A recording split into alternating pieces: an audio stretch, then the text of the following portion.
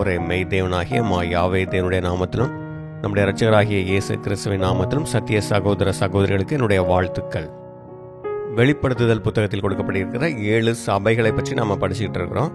சுவிசேஷ யுகத்தை 7 காலகட்டங்களாக பிரித்து அந்தந்த காலகட்டத்தில் சபைக்கான செய்தியை கிறிஸ்து கொடுக்கிறார். அப்படி முதலாம் காலகட்டமான எபேசு சபையை பற்றி நாம் பார்த்துட்டோம். அடுத்ததாக இப்போ 2வது காலகட்டமான சிமிர்னா சபையை பற்றிய வரலாற்றையும் இவர்களுக்கு கிறிஸ்து சொன்ன செய்திகளை பற்றி நாம் பார்க்கலாம். இந்த 2வது சபை காலகட்டம் சிமிர்னா, இந்த சபையின் காலகட்டம் அப்படிங்கிறது இஸ்ரேல் தேசம் அழிக்கப்பட்ட பிறகு ஆரம்பிக்குது. 69 AD இருந்து. இதுவரைக்கும் அவங்க இஸ்ரேல் தேசத்தில் அதிகமாக ஊழியம் பண்ண முடிந்தது. ஆனால் ரோம படைகள் இஸ்ரேல் தேசத்தை முற்றிலுமாக அழித்து யூதர்களை சிதறடித்த பிறகு சீஷர்களும் உலகின் பல பகுதிகளுக்கு சிதறி போய் அங்கே ஊழியத்தை செய்கிறாங்க. இப்படி இஸ்ரேல் தேசம் அழிக்கப்பட்ட கிபி 69 இருந்து ரோம பேரரசின் கான்ஸ்டான்டைன் அரசன் கிறிஸ்தவ மதத்தை ஏற்றுக்கொண்ட 313 வரைக்கும் இந்த சிமிர்னா சபை காலகட்டம்னு சொல்லலாம். இந்த 7 சபைகளை அடையாளப்படுத்துகிற பட்டணங்கள் ஆசியா மைனரில் தான் இருக்குன்னு பார்த்தோம் இல்லையா? அதே போல் இந்த சிமிர்னா சபையை அடையாளப்படுத்துகிற சிமிர்னா பட்டணமும் ஆசியா மைனர் என்று சொல்லப்படுகிற இன்றைக்கு இருக்கக்கூடிய துருக்கி பகுதியில் தான் இருக்குது. எபேசு நகரத்துக்கு பக்கத்திலேயே இந்த சிமிர்னா நகரமும் இருக்குது. எபேசு நகரத்துக்கு வடக்கில் அதேபோல் கடற்கரையை ஒட்டிய நகரமாக இருக்கிறது. இங்கே துறைமுகம் இருக்கிறதுனால கிரீக்கில் இருக்கக்கூடிய ஏதேன்ஸ், இதே போல் ஐரோப்பாவில் இருக்கக்கூடிய மற்ற முக்கிய பகுதிகளுக்கு வியாபாரம் செய்ய முடியுது. அதனால் ஆசியா மைனரில் இதுவும் ஒரு முக்கியமான நகரமாக இருந்தது. இன்றைக்கு துருக்கியில் இந்த நகரத்துக்கு பேர் இஸ்மிர். இந்த இஸ்மிர் நகரை ஒட்டி தான் பழைய சிமிர்னா நகருடைய இடிபாடுகள் இருக்குது. சிமிர்னா என்றால் என்ன அர்த்தம்? இந்த சிமிர்னா மிர் என்கிற வார்த்தையில் இருந்து வருது. அரேபிய மொழியில் மிர் அப்படின்னா கசப்பு அப்படின்னு அர்த்தம். எப்ரேய மொழியில் மாரா. யாத்ராகமம் 15:23 நீங்கள் படிக்கலாம்.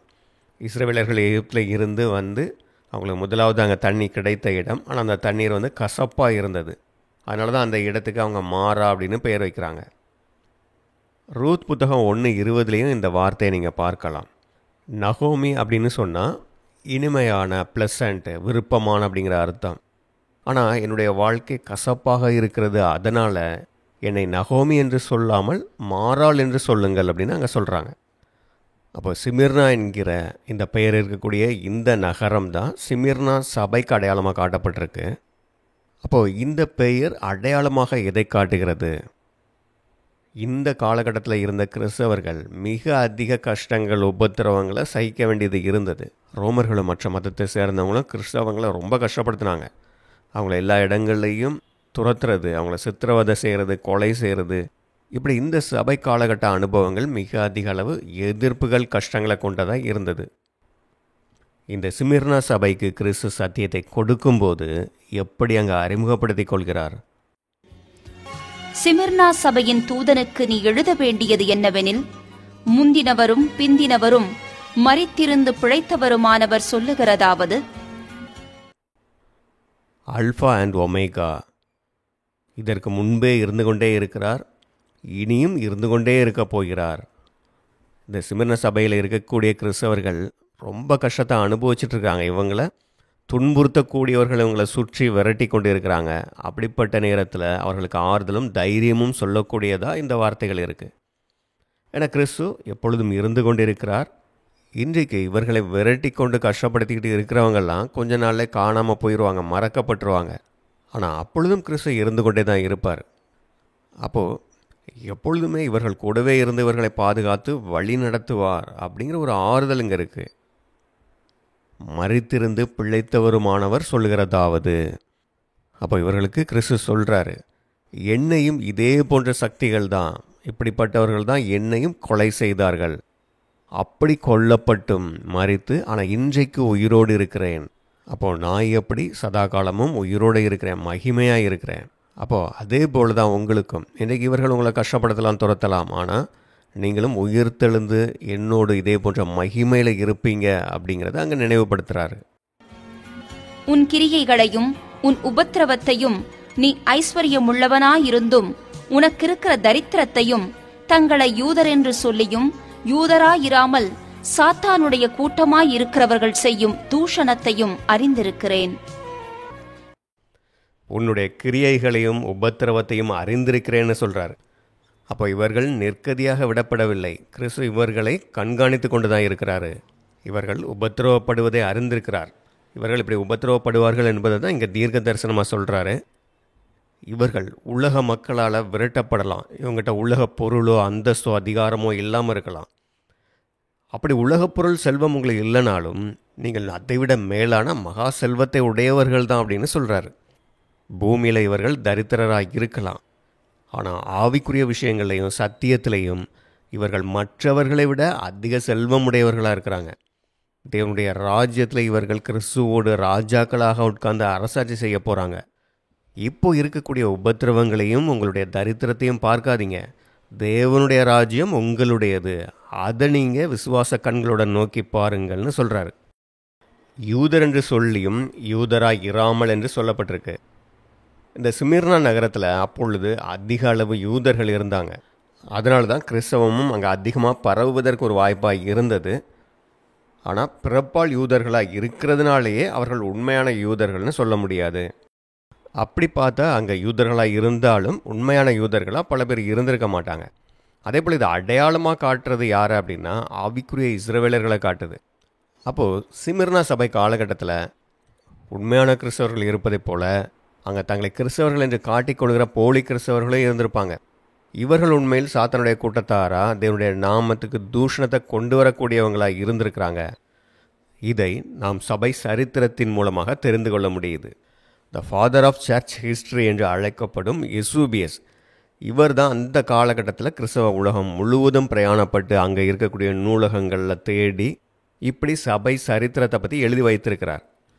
பிற்காலத்தில் வந்த கிப்பான் என்கிற வரலாற்று ஆசிரியர் இப்படி இவர்களுடைய எழுத்துக்கள் மூலமாக நாம் சபை சரித்திரத்தை பற்றி தெரிந்து கொள்ளலாம். முதலாம் சபை காலகட்டத்தில் அந்த முதலாம் நூற்றாண்டில் அப்போஸ்தலர்களுக்கு கீழே சபை இருந்தது.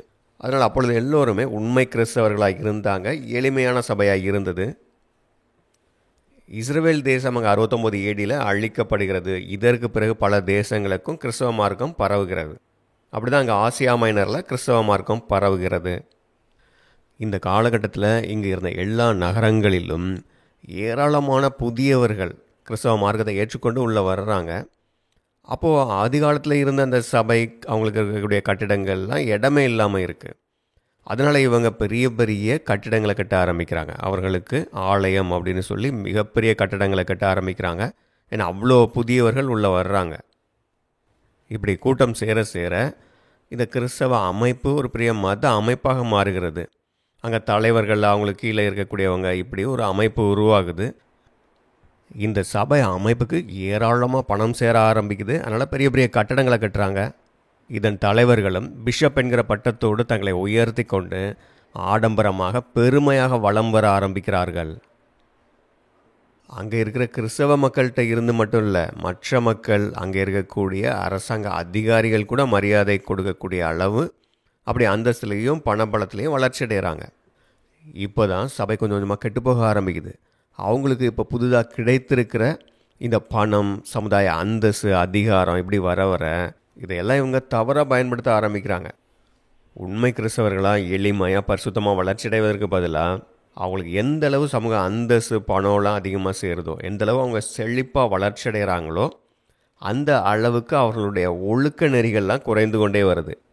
இந்த வரலாற்று ஆசிரியர் இசூபியஸே மனம் வருந்தி புலம்பக்கூடிய அளவுக்கு கிறிஸ்தவ அமைப்புகளுடைய தரம் கெட்டு போய்விட்டது. இந்த கிறிஸ்தவ அமைப்பு பிஷப்புகளுக்கு இடையில் போட்டி பொறாமை வருது, அரசியல் வருது.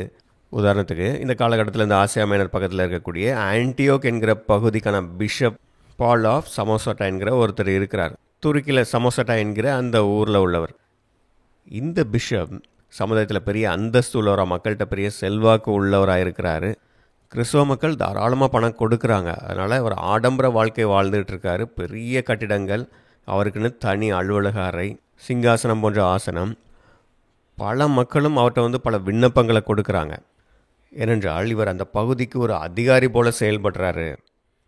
ஏன்னா அப்போ அந்த பகுதியை ஆண்டு கொண்டே இருந்தது செனோபியா என்கிற அரசி. அந்த பகுதியும் கூட ரோம பேரரசுடைய ஒரு மாகாணமாக தான் இருக்கணும். ஆனால் இந்த செனோபியா மிகவும் புகழ்பெற்ற செல்வாக்குள்ள ஒரு தலைவியாக அங்கே வர்றாங்க. இந்த அந்தியோகியா பகுதி, அதாவது சிரியா பகுதி, இஸ்ரவேல், கீழே எகிப்து வரைக்கும் இந்த ஜெனோபியா அரசியுடைய கட்டுப்பாட்டுக்குள்ளே வருது. அதனால் இந்த பகுதியை ஒரு தனி அரசாங்கமாக, ஒரு தனி ராஜ்யமாகவே இந்த ஜெனோபியா அரசி ஆளுகை செய்ய ஆரம்பிக்கிறாங்க. இந்த ராஜ்யம் பால்மயரின் எம்பையர் என்று அழைக்கப்பட்டது. ரோம பேரரசில் இருக்கக்கூடிய மற்ற பிஷப்புகள் எல்லாம் இவருக்கு எதிரான சில முடிவுகளை எடுக்கிறாங்க, இவரை நீக்கணும்னு நினைக்கிறாங்க. ஆனாலும் இதை ஜெனோபியாவுடைய ஆதரவு இருக்கிறதுனால இவரை ஒன்றும் செய்ய முடியல. பிற்காலத்தில் இந்த ஜெனோபியா அரசிக்கும் ரோம பேரரசின் அரசன் ஆரோலினுக்கும் இடையே யுத்தம் வருது. இந்த யுத்தத்தில் ஜெனோபியா தோற்கடிக்கப்பட்ட பிறகுதான் மற்ற பிஷப்புகளால் இவருக்கு எதிரான நடவடிக்கை எடுக்க முடியுது. இப்படி இந்த கிறிஸ்தவ அமைப்புகள், பிஷப்புகள், இவர்களெல்லாம் கிறிஸ்தவ மார்க்கத்துக்கு கொஞ்சமும் சம்மந்தம் இல்லாமல் இப்படி சமூக அந்தஸ்து, பணம் இதெல்லாம் சேர்த்து கொண்டு இப்படி ஆடம்பரமாக வாழ்வது சுற்றி இருக்கக்கூடிய மற்ற மத மக்களிடையே இவர்கள் மேலே ஒரு வெறுப்பை உண்டு பண்ணுது. இதனால் மக்களிடையே கிறிஸ்தவத்துக்கும் கெட்ட பெயர் தான். இதைத்தான் இந்த 9வது வசனத்தில் கிறிஸ்து சொல்கிறார். ரோமர்கள் பல்வேறு தெய்வங்களை வணங்கக்கூடியவங்களாக இருக்கிறாங்க. அவர்களுடைய நம்பிக்கையின்படி சீசரே கடவுளின் அவதாரம் தான். எந்த ஒரு அரசாங்க விழா அல்லது மத விழாக்கள் அல்லது யுத்தத்துக்கு போகிறதுக்கு முன்பு சீசர் தாங்க பலியிடுவார். அப்போ இந்த பலி சடங்குகள் இதில் எல்லாம் பங்கு கொள்வதும் அந்த சடங்காச்சாரங்களை செய்கிறதும் கிறிஸ்தவர்களால் முடியாத காரியம். அப்போ இப்படியெல்லாம் இவங்க பங்கெடுக்கலை அப்படின்னு சொன்னால் அப்போ ரோம தேசத்துக்கு இவங்க உண்மையாக இல்லை அப்படிங்கிற ஒரு எண்ணம் வருது. இதனால் அங்கே ஏதாவது ஒரு பஞ்சம் வந்தாலோ அல்லது வெள்ளம் வருது அல்லது ஒரு நோய் வருது, இப்படி எது நடந்தாலும் கிறிஸ்தவர்கள் இப்படி இந்த மத சடங்குகளில் கலந்து கொள்ளாததுனால தான் அவங்களுக்கு இந்த அழிவுகள், கஷ்டங்கள்லாம் வருது. அப்போ இதுக்கு காரணம் கிறிஸ்தவங்க தான். அதனால் அவங்கள விரட்டுங்க, கொள்ளுங்கன்னு ஆரம்பிச்சிருவாங்க. அதனால் இந்த மாதிரியான காரணங்களால் ஆரம்ப காலத்தில் இருந்தே கிறிஸ்தவர்களுக்கு எதிரான துன்புறுத்தல்கள் நடந்து கொண்டு தான் இருந்தது.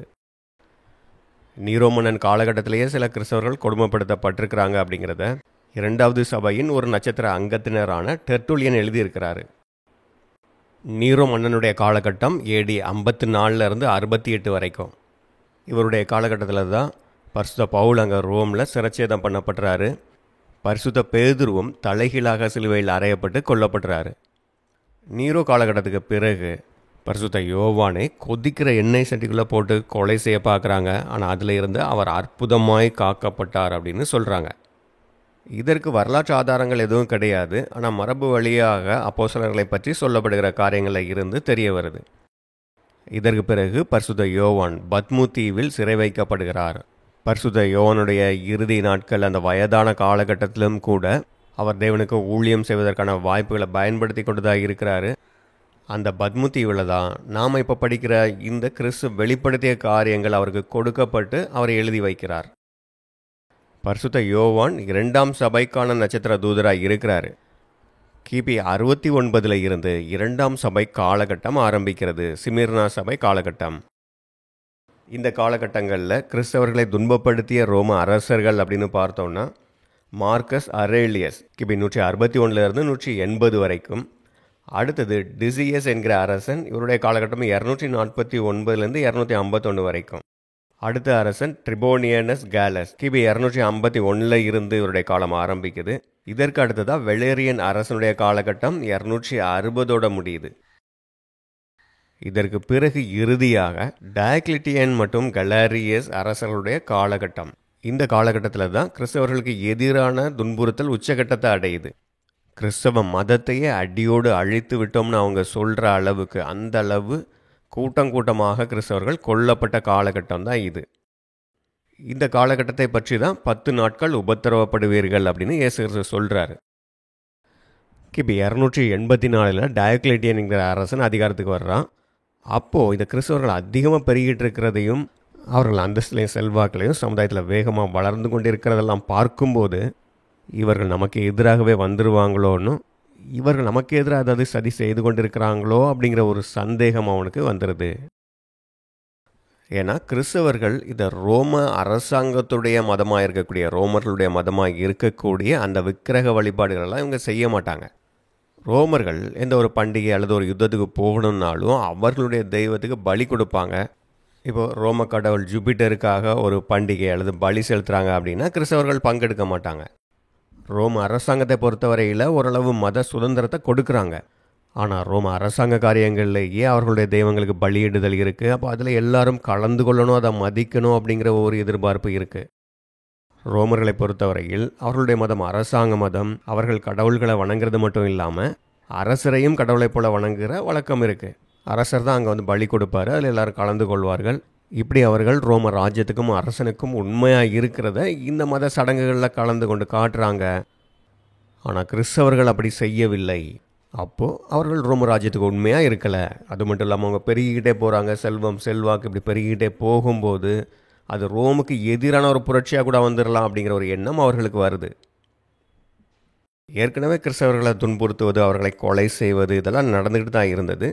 ஆனால் இப்போது டயக்லிட்டியன் காலகட்டத்தில் அவர்களுக்கு எதிராக சட்டமே இயற்றப்பட்டு அவர்களுடைய சர்ச்சுகளை இடிக்கிறது, அவங்களுடைய சொத்துக்களை பறிமுதல் செய்கிறது, அவங்கள சிறைச்சாலையில் போடுறது, இப்படி எல்லா விதத்திலும் அவர்களுக்கு எதிரான செயல்கள் நடக்குது. அவங்க நீதிமன்றத்துக்கே போனாலும் அவர்களுடைய வழக்குகளை நீதிமன்றம் எடுத்துக்கொள்ளாது. இப்படி ரோம பேரரசு முழுவதுமே அரசாங்கமே அவர்களுக்கு எதிராக கிறிஸ்தவர்களை அழிக்கக்கூடிய வேலையை செய்யுது. கிறிஸ்தவர்கள் என்று சொல்லிக்கொண்டு வாழவே முடியாது என்கிற ஒரு பயங்கரமான காலகட்டம். அதுவும் குறிப்பாக அடுத்த அரசனாக வந்த கலேரியஸ் என்கிற இந்த அரசனுடைய காலகட்டத்தில் தான் கிறிஸ்தவர்களுக்கு எதிரான செயல்பாடுகள் ஒரு உச்சகட்டத்துக்கு வருது. இந்த கலேரியஸ் பழைய காரியங்களை கொண்டு வர்றது, அவனுடைய மத காரியங்களை கொண்டு வர்றதுல அதிக வெறியோட செயல்படுறான். கிறிஸ்தவர்கள் அரசாங்கத்துக்கு எதிராக செயல்படுறாங்க என்ற குற்றச்சாட்டோடு கிபி 303 பிப்ரவரி 24 இருந்து கிறிஸ்தவர்களுக்கு எதிரான சட்டத்தை செயல்படுத்துகிறாங்க. பொதுவாக மக்கள்கிட்டையும் கிறிஸ்தவங்க மேலே ஒரு நல்ல பெயர் இல்லை. ஏன்னா கிறிஸ்தவங்க அதிகமாக பெருகிட்டு இருக்கிறாங்க, செல்வத்திலையும் அதிகமாக வளர்ச்சியடைந்து கொண்டே இருக்கிறாங்க. எல்லா நகரங்கள்லேயும் மிகப்பெரிய சர்ச்சு கட்டுறாங்க. உதாரணத்துக்கு துருக்கியில் இருக்கக்கூடிய நிக்கோமீடியா என்கிற நகரத்தில் ஒரு குன்றின் மேலே ஒரு பிரம்மாண்டமான சர்ச்சை கட்டுறாங்க. இது ரோம அரசன் டயோக்ளிட்டியனுடைய அரண்மனைக்கு எதிராகவே இருக்குது. கிபி 303 பிப்ரவரி 23 இந்த சர்ச்சை தான் டயோக்ளிட்டியன் இடித்து தள்ளுறதுக்கு உத்தரவு கொடுக்குறார். இந்த சர்ச்சில் இருக்கக்கூடிய விலையுயர்ந்த பொருட்களெல்லாம் எடுத்துக்கிறாங்க, ஏராளமான வேதாகமங்களை எரிச்சிடுறாங்க. டயோக்ளிட்டியன் அவருடைய அரண்மனையில் இருந்து மேற்பார்வையிட்டு இருக்கிறாரு. அப்பொழுதே அந்த ஆலயம் முற்றிலுமாக அழிக்கப்படுகிறது. அடுத்த நாளில் இருந்து கிறிஸ்தவர்களுக்கு எதிரான சட்டம் அமலுக்கு வருது. டயோக்ளிட்டியன் கிறிஸ்தவர்களை கொலை செய்கிறதுக்குன்னு உத்தரவு போடலனாலும் பல இடங்களையும் கிறிஸ்தவர்கள் துன்புறுத்தப்பட்டாங்க, கொலை செய்யப்பட்டாங்க. கலேரியஸ் காலகட்டத்தில் கிறிஸ்தவர்கள் எரித்து கொல்லப்பட்டிருக்கிறாங்க, மிருகங்களுக்கு உணவாக போடப்பட்டிருக்கிறாங்க. இப்படி இந்த காலகட்டம் கிறிஸ்தவர்களுக்கு மிக கொடுமையான பயங்கரமான ஒரு காலகட்டமாக இருந்தது. உண்மையான தேவனுடைய பிள்ளைகளும் இதில் கொல்லப்படுகிறார்கள். இந்த காரியங்களை பற்றி தான் இயேசு கிறிஸ்து அங்க 10வது வசனத்தில் சொல்றாரு. நீ படப்போகிற பாடுகளை குறித்து எவ்வளவும் பயப்படாதே. இதோ நீங்கள் சோதிக்கப்படும் பொருட்டாக பிசாசானவன் உங்களில் சிலரை காவலில் போடுவான். 10 நாள் உபத்திரவப்படுவீர்கள். ஆகிலும் நீ மரண பரியந்தம் உண்மையாயிரு. அப்பொழுது ஜீவ கிரீடத்தை உனக்கு தருவேன். 10 நாட்கள் உபத்திரவப்படுவீர்கள் அப்படின்னு சொல்றாரு. இங்க 10 நாட்கள் என்று சொல்லப்பட்டிருக்கத நம்ம அப்படியே வெறும் 10 நாட்களா அப்படியே சொல்லார்த்தமாக எடுக்கவே முடியாது. ஏன்னா கிறிஸ்தவர்களை படுகொலை செய்வது வெறும் 10 நாட்களோட முடியவில்லை, வருஷக்கணக்காக நடந்துக்கிட்டு இருக்கு. அதனால் இங்கே வெறும் 10 நாட்களை பற்றி சொல்லலை. அப்போது 10 நாட்கள் என்றால் அது 10 வருடங்களை குறிக்கிறது அப்படிங்கிறத புரிந்து கொள்ள முடிகிறது. வெளிப்படுத்துதல் புத்தகத்தில் எல்லாமே அடையாளமாக கொடுக்கப்பட்டிருக்கு, அதனால் அப்படியே எடுக்கவே முடியாது.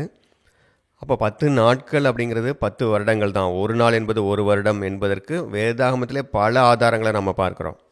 இஸ்ரவேலர்கள் கானான் தேசத்தை வேவு பார்க்க 40 நாட்கள் போனாங்க.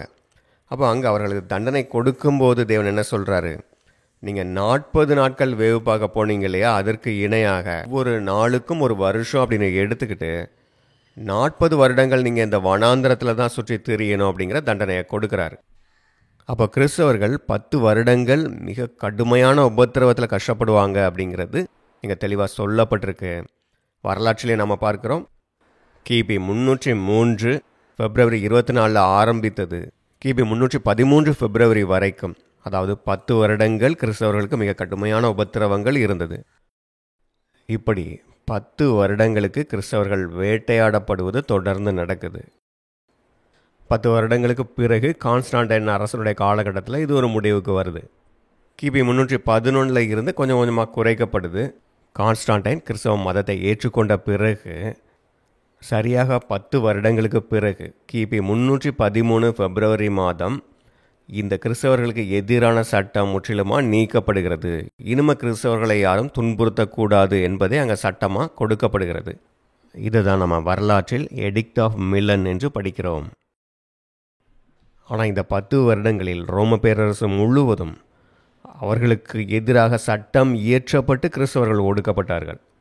கிறிஸ்தவர்களை கொலை செய்ய வேண்டும் அப்படின்னு அங்கே சட்டம் கொடுக்கப்படலைனாலும் பல இடங்களில் பலி செய்ய மறுத்த கிறிஸ்தவர்கள் கம்பத்தில் கட்டி வைத்து எரிக்கப்பட்டார்கள். பல்வேறு விதங்களில் கொலை செய்யப்பட்டார்கள். ரோம பேரரசு முழுவதுமே எல்லா இடங்களிலும் கிறிஸ்தவ போதகர்கள், கிறிஸ்தவ ஆலயத்தில் இருக்கக்கூடியவர்கள், இப்படி ஏராளமான பேர்கள் கைது செய்யப்பட்டு சிறையில் அடைக்கப்பட்டார்கள். சிறையில் இனிமேல் இடமே இல்லை என்கிற அளவு மிக அதிகமாக கிறிஸ்தவர்கள் சிறையில் போடப்பட்டார்கள். ஆனால் அவர்கள் ரோம கடவுள்களுக்கு பலி செலுத்தினால் விடுதலை செய்யப்படுவார்கள். இப்படிப்பட்ட பயங்கரமான காலகட்டத்தில் உண்மையான கிறிஸ்தவர்கள் மிக அதிகமாக கஷ்டப்பட்டிருப்பாங்க, உண்மையாக இருந்திருப்பாங்க. இப்படி அவர்கள் சத்தியத்துக்கு தேவனுக்கு உண்மையாக இருந்து மரணம் வரைக்கும் விசுவாசமாக இருப்பதால் தான் அப்படிப்பட்டவர்களுக்கு மகிமையான நிலையில் கிறிஸ்துவோடு கூட இருந்து ராஜாக்களாக ஆளுகை செய்யக்கூடிய அந்த அதிகாரத்தை கொடுப்பேன்னு கிறிஸ்து சொல்கிறாரு. அப்போ அந்த பயங்கரமான நாட்களில் அவ்வளவு பயங்கரமான அந்த கஷ்டங்களை அவங்க சந்தித்த போது கிறிஸ்துவுடைய இந்த வாக்குத்தத்தம் தான் அவங்களுக்கு ஒரு ஆறுதலாகவும் தைரியமாகவும் இருந்திருக்கும். இப்படி இந்த சிமிர்னா சபை காலகட்டத்தில் ஆரம்பத்தில் இந்த சபை கொஞ்சம் கொஞ்சமாக கெட்டுப்போன காலகட்டத்திலும் பின்பு மிகுந்த உபத்திரவங்களும் அந்த காலகட்டத்திலும் சத்தியத்துக்கு உண்மையாக நின்று போராடிய நட்சத்திர அங்கத்தினர்களை பற்றி பார்க்கலாம். இந்த சபை ஆரம்பிக்கிற காலகட்டத்தில் பிரதான நட்சத்திர அங்கத்தினராக இருப்பது பரிசுத்த யோவான். இதற்கு பிறகு சத்தியத்தை கொடுத்து வழி நடத்தக்கூடியவர்களாக பரிசுத்த யோவானின் சீஷரான பாலிகார்ப்பு வந்து சத்தியத்தை கொடுத்து ஊழியம் பண்ணுறாரு. அடுத்ததாக அவருடைய சீஷரான இரேனியஸ் வந்து சத்தியத்தை கொடுத்து ஊழியம் செய்கிறாரு. இந்த காலகட்டத்தில் சபை பெருகுது, ஆனால் தரத்தில் கொஞ்சம் கொஞ்சமாக கெட்டு போயிட்டுருக்கு. அப்போ இந்த நட்சத்திர அங்கத்தினர்கள் தான் அதை கண்டிக்கிறாங்க. இப்படி சபையில் பதவிகளை ஏற்படுத்தி கொண்டு பிஷப் இப்படியெல்லாம் பதவிகளை எடுத்துக்கொண்டு சகோதரர்களை ஆண்டு கொண்டு இருப்பது தவறு. அதே போல் புறமதத்திலிருந்து வரக்கூடிய மிக மோசமானவர்களை எல்லாம் சபையில் சேர்த்து கொள்வதையும் கண்டிக்கிறாங்க. அவங்க பெரிய குற்றவாளிகளாக இருப்பாங்க, பல தவறுகள் செய்யக்கூடியவங்களாக இருப்பாங்க, அவங்களையும் நாங்கள் மன்னித்து ஏற்றுக்கொள்கிறோம் அப்படின்னு சபைக்குள்ளே அதை எடுத்துக்கொள்ளக்கூடாது அப்படிங்கிறத கண்டிக்கிறாங்க. பாலிகார்ப் காலகட்டத்தில் தான் கிறிஸ்துவுடைய ஞாபகார்த்த நாளை கொண்டாடுவதில் அதில் ஒரு வேறுபாடுகள் வருது. யூதர்கள் ஆபிப் மாதம் 14ஆம் தேதி, அதாவது நிசான் 14 தான் பஸ்காவை ஆசரிக்கிறாங்க. அப்போ அதே நாளில் தான் கிறிஸ்துவுடைய ஞாபகார்த்த நாள் இருக்கணும் அப்படிங்கிறது தான் பாலிகார்ப் சொல்கிறது. ஏன்னா அப்போஸ்தலர்கள் காலகட்டத்தில் இருந்து அப்படி தான் கடைப்பிடித்து வர்றாங்க. ஆனால் மேற்கில் இருக்கக்கூடிய சபைகளில் இருக்கக்கூடிய பிஷப்புகள், ரோம பிஷப், இவங்கெல்லாம் யூதர்கள் கடைப்பிடிக்கிற அந்த நிசான் 14ஆம் நாளை பார்க்கறதுக்கு பதிலாக அதை விட்டுட்டு அதற்கு பிறகு வருகிற முதலாவது ஞாயிற்றுக்கிழமையை ஈஸ்டர் அப்படின்னு கொண்டாடுற ஒரு வழக்கத்தை கொண்டு வர்றாங்க. ஈஸ்டர் என்பதும் புறமதத்தில் இருக்கக்கூடிய ஈஸ்டர் தேவதைக்கான ஒரு பண்டிகை தான். பாலிகார்ப் சிமிர்னாவில் இருந்த சபைக்கு ஒரு மூப்பராக கண்காணியாக இருந்து வழிநடத்திட்டு வர்றாரு.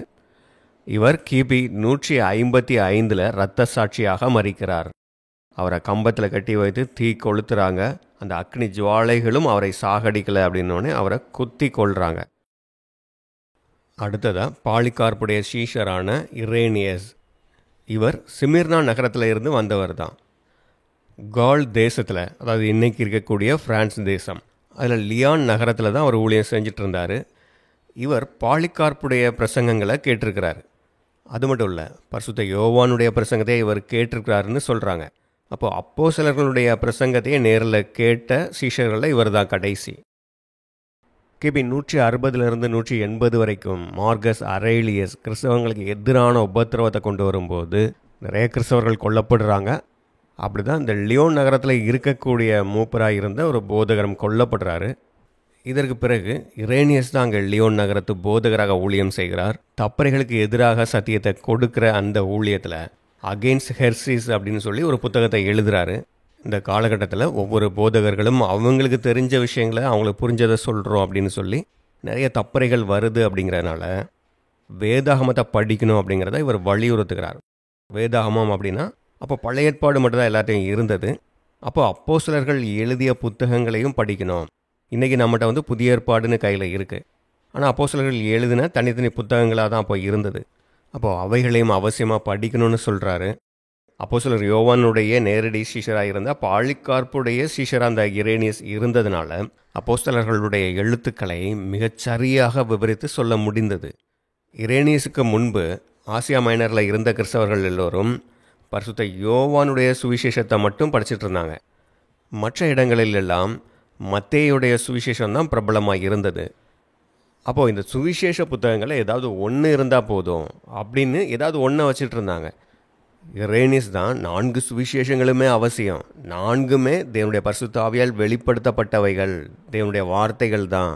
அதனால் 4 சுவிசேஷங்களுமே வேதாகமத்தில் சேர்க்கப்பட வேண்டும் அப்படிங்கிறத உறுதிப்படுத்தினார்.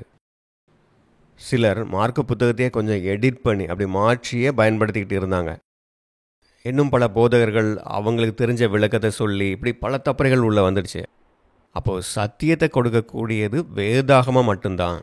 வேதாகமத்தை மட்டும்தான் படிக்கணும். அதில் புதிய ஏற்பாடு அப்படின்னு சொல்லும்போது இந்த அப்போஸ்தலர்கள் புத்தகங்கள் எல்லாமே பரிசுத்த ஆவியால் எழுதப்பட்டது தான், இவைகளை தான் படிக்கணும் அப்படின்னு சொல்லி இந்த முக்கியமான ஊழியங்களை செய்தார்.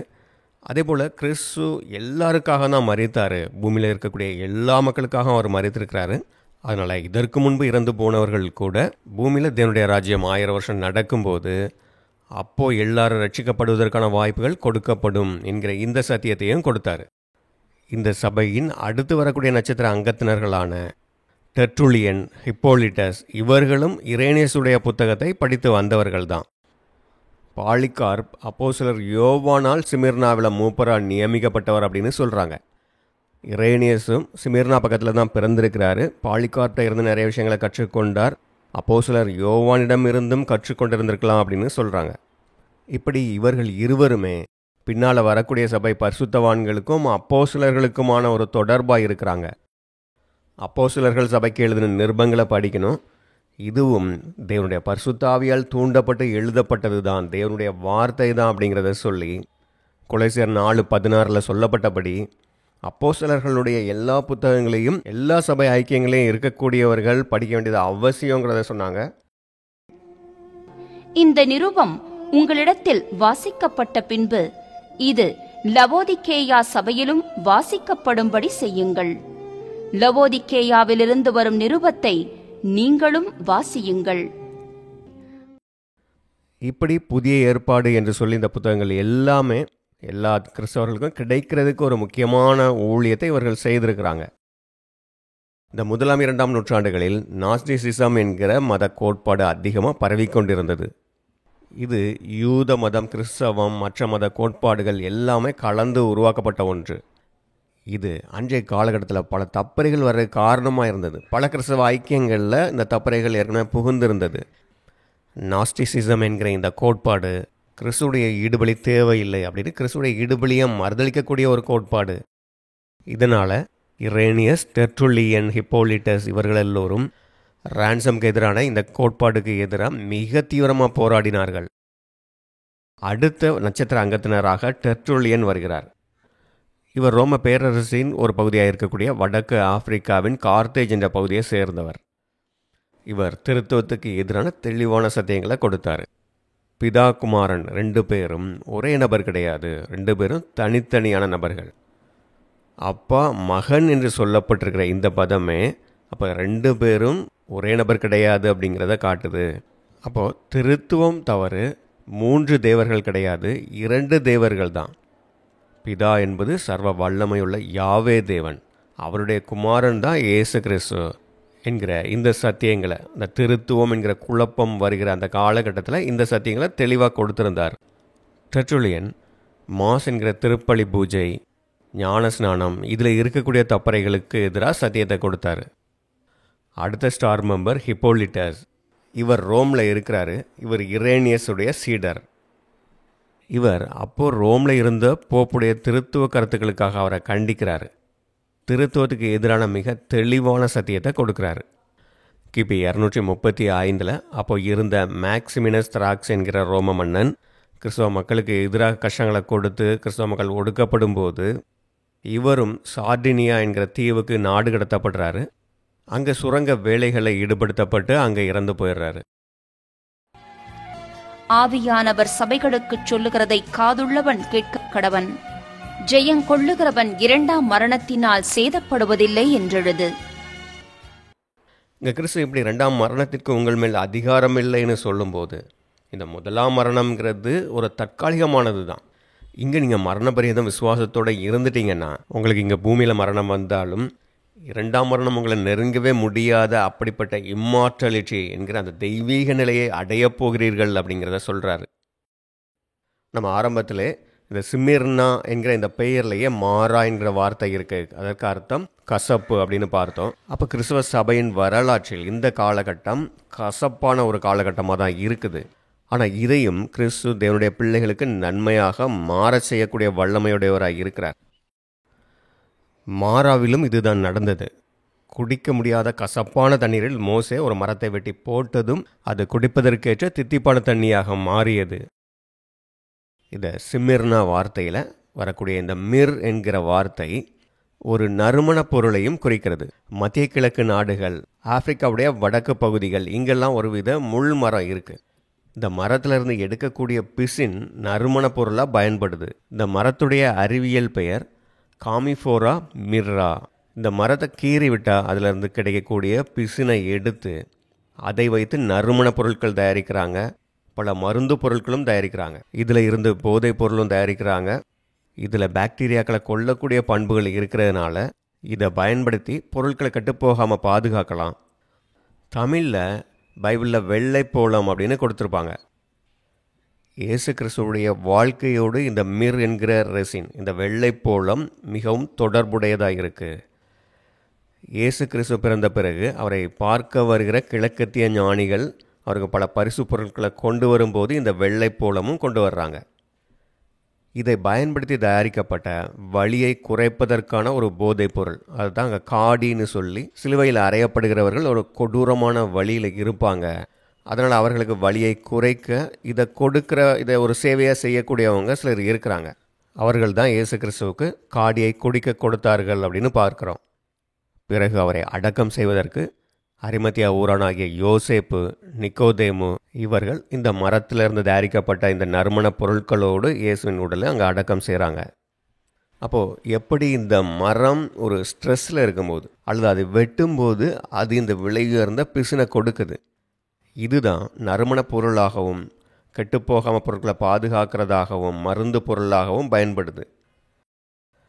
அப்படிதான் உண்மையான தேவனுடைய பிள்ளைகள், பரிசுத்தவான்கள், அவர்களுக்கு இந்த மிக கசப்பான உபத்திரவங்கள் வரும்போது அது அவர்களை புடமிடக்கூடியதாக, அவர்களை இன்னும் பரிசுத்தப்படுத்துவதாக இருந்தது. அவர்கள் எந்த அளவு தேவன் மேலும் கிறிஸ்துவின் மேலும் அன்புள்ளவர்களாக இருந்தாங்க, எவ்வளோ வைராக்கியமாக இருந்தாங்க, மரண பரியந்தம் எவ்வளோ விசுவாசமாக இருந்தார்கள் என்பதையெல்லாம் வெளிக்காட்டக்கூடியதாக இருக்கிறது. அந்த மிக பயங்கரமான காலகட்டங்களில் அந்த அனுபவங்களிலும் அவர்கள் மிக அருமையான குணாதிசயங்களை நறுமணமாக பரப்பினார்கள். தேவனுடைய பிள்ளைகள் தப்பறைகளால் கெட்டுப்போகாதபடி அவர்களுக்கு சத்திய வெளிச்சத்தை கொடுத்து ஊழியம் செய்து கொண்டிருந்தார்கள். இவர்களை பற்றி நாம் படிக்கும்போது அவர்களெல்லாம் எந்த அளவு மன உறுதியாக உண்மையாக இருந்திருக்கிறாங்க, எவ்வளவு வைராக்கியமாக இருந்திருக்கிறாங்க. அப்போ அதெல்லாம் பார்க்கும்போது நாம் இந்த காலகட்டத்தில் எவ்வளோ வசதியாக இருக்கிறோம். பெரிய உபத்திரவங்கள், துன்புறுத்தல்கள் கிடையாது. சத்திய வெளிச்சம் மிக அதிகமாக நமக்கு கிடைக்குது. அவர்களோடு நம்ம ஒப்பிட்டு பார்க்கும் பொழுது நமக்கு இன்றைக்கு கிடைத்திருக்கிற இந்த மிகப்பெரிய சத்திய விருந்துக்கெல்லாம் நம்ம தகுதியாக இருக்கிறோமா என்கிற கேள்வி வருகிறது. அதனால் அவர்களை பற்றி படிக்கும்போது நம்முடைய வைராக்கியத்தை தூண்டக்கூடியதாக இருக்குது. நம்மை சுய பரிசோதனை செய்ய தூண்டுகிறது. கான்ஸ்டான்டைன் கிறிஸ்தவ மதத்தை ஏற்றுக்கொண்டு இனி யாரும் கிறிஸ்தவர்களை துன்புறுத்தக்கூடாது என்று மிலன் நகரில் ஒரு சட்டத்தை கொண்டு வர்றாங்க. இந்த எடிக்ட் ஆஃப் மிலன் கொண்டு வரப்பட்ட கிபி 313 சிமிர்னா சபை காலகட்டம் முடிவடைகிறது. இதற்கு பிறகு ரோம பேரரசே கிறிஸ்தவ மதத்தை ஏற்றுக்கொண்டதால் கிறிஸ்தவர்களுக்கு இதுக்கு பிறகு கஷ்டங்கள் இல்லை. ஆனால் கிறிஸ்தவங்களாக இருக்கிறதுனால சமுதாயத்தில் மரியாதை கூட கிடைக்குது, சலுகைகளும் கிடைக்குது. அதனால் மற்ற மதத்தில் இருந்து ஏராளமானவர்கள் கிறிஸ்தவ மதத்துக்கு வந்தார்கள். அப்போ இது சபை சரித்திரத்தில் அடுத்ததாக வரக்கூடிய ஒரு வித்தியாசமான காலகட்டமாகிறது. இந்த காலகட்டத்தை தான் நம்ம பெர்கம சபை என்று படிக்கிறோம். இதை பற்றி நாம் அடுத்த பகுதியில் படிக்கலாம். இந்த சத்திய வெளிச்சத்தை கொடுத்து நம்மை வழிநடத்துகிற சர்வ வல்லமையுள்ள தேவனுக்கும் நம்முடைய மேய்ப்பராகிய இயேசு கிறிஸ்துவுக்கும் மகிமையும் கனமும் உண்டாவதாக. ஆமேன்.